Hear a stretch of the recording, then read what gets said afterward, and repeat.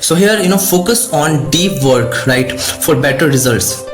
So in today's digital world, we are constantly, switching between apps, applications, right, notification and distractions, but the truth is the most valuable work, you will ever do will come from deep, undivided attention. Deep work means you're immersing, yourself fully in a task that requires cognitive effort. It's not casual or easy, it's mentally demanding, but the results are extraordinary. Think of a surgeon in an operating room, right, an author writing a book, or a coder developing groundbreaking software. They can't afford distractions, and neither can you, right? If you want to build something meaningful, just an example, like when Carl Jung, the famous psychologist, wanted to dive into his most complex theories, he built a stone tower with no electricity, just to think, read and write. That's the power of focus. So the moral takeaways here, that the deeper of your focus, the higher your values. In a world where everyone is distracted, your ability to concentrate is a competitive edge. Right here, the next point is that eliminate distraction to maintain focus. Eliminate distraction to maintain focus. Distraction is an enemy of progress. As we know, every time you switch tasks, from writing to checking your phone, your brain loses, momentum. Obviously here, scientists call this the attention, residue effect. Even a 30-second glance at your notifications, can ruin 20 minutes of productive time and productive thinking. Right? That's why it's essential to eliminate distraction before you start deep work. Turn off your phone, close all, unrelated tabs, and create a silent, focused workplace. Example: author Neil Gaiman writes his novel in a cabin where there is no internet. His rule: he can either stare out the window or write. That's it. All right, that's it. Right, the moral takeaways is discipline is not about fighting distractions in the moment. It's about designing an environment where distraction don't even exist. Right, so the next point is time block your deep work session.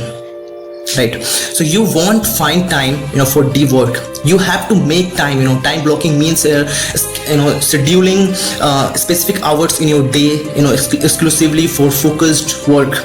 It sends a signal to your brain, this time is sacred. You are not doing just work, you are doing your life's most important work. Over time your mind starts preparing itself for deep focus during those time slots, and it becomes easier to slip to slip into flow.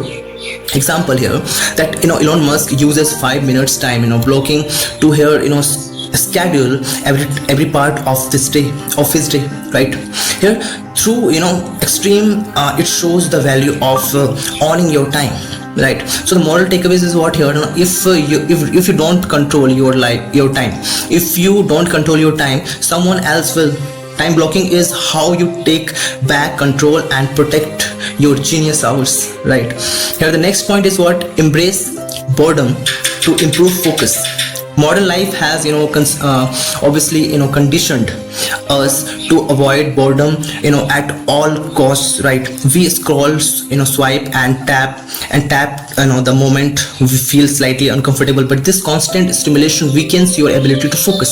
So great thinkers throughout, the great thinkers throughout history, Einstein, Newton, Da Vinci embraced solitude and obviously here stillness. Right, they allowed boredom to spark creativity. When your mind is quiet, when your mind is just quit, right, your best ideas rise to the surface. Like an example here, Steve Jobs was known to walk barefoot through his garden alone, doing nothing, simply thinking.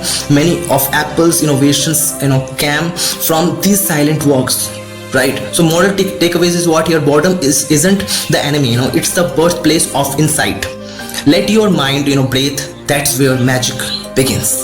Right, so next point is here, that learn to say no to shallow work. Shallow work is easier, but deceiving, right? It looks like progress, checking emails, obviously attending meetings, responding to messages, but it rarely produces, meaningful results. These are the tasks that keep you busy but not productive. Learning to say no to shadow work means here having the, courage to protect your, energy for things that truly matters, right? So it means here, prioritizing creative, it means that prioritizing creations over consumptions, strategy over noise, right? So like an example I like to give that here, Warren Buffett once said that, the difference between successful people and the, really successful people is that really successful people say no to almost everything, right? Moral takeaways is what here, that your time is your life. Your time is your life. Every yes to something shallow is a no to your deeper purpose, right? So the next point is what here? The next point is ruthlessly measure your productivity. Being busy doesn't mean you are being productive. To master deep work, you must track your output, not just your effort, right? What did you create today? Right? What did you create today? What's the problem? Did you solve? How far did you move? The needle on your goals, right? When you start measuring the results of your focused efforts, you will gain clarity on what works and what doesn't. Don't confuse activity with achievement.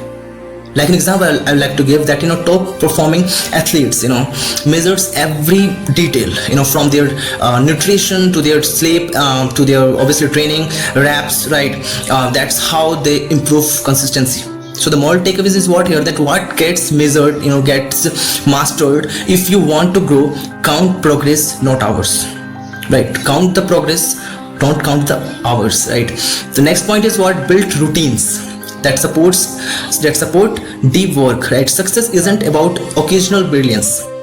It's about consistent excellence, and that consistency comes from routines. When you build a daily system that supports deep work, like waking up early, journaling, or having set hours for creative work, right?